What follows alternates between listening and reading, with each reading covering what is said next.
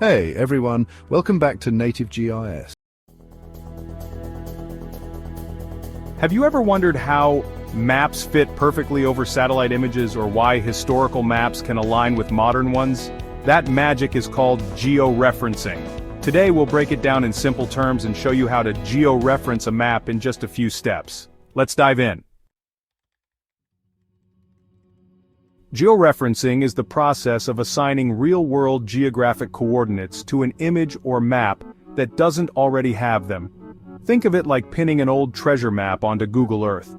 You're matching points on the map to their real-world locations. This is done by identifying control points, like landmarks, intersections, or natural features, and connecting them to their exact positions in a coordinate system. These anchors ensure the map aligns accurately with real-world data. Here's a quick demo. Let's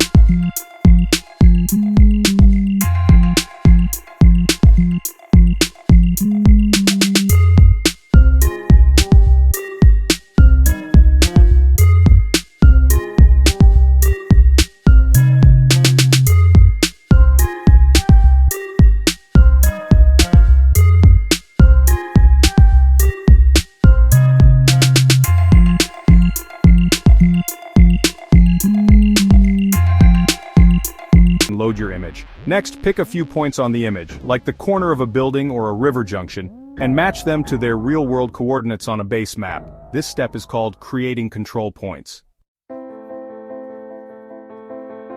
Once you've added enough control points, usually 3 or more, apply a transformation. The software will stretch, rotate, or warp the image to fit the map perfectly. And that's it. Your image is now georeferenced. Now your image can be used with other spatial data for analysis, measurements, or mapping. It's an essential tool for archaeologists, urban planners, researchers, and anyone working with maps. So the next time you see an old map aligning perfectly with a modern one, you'll know georeferencing made it possible. Don't forget to like and subscribe for more GIS tips and tricks.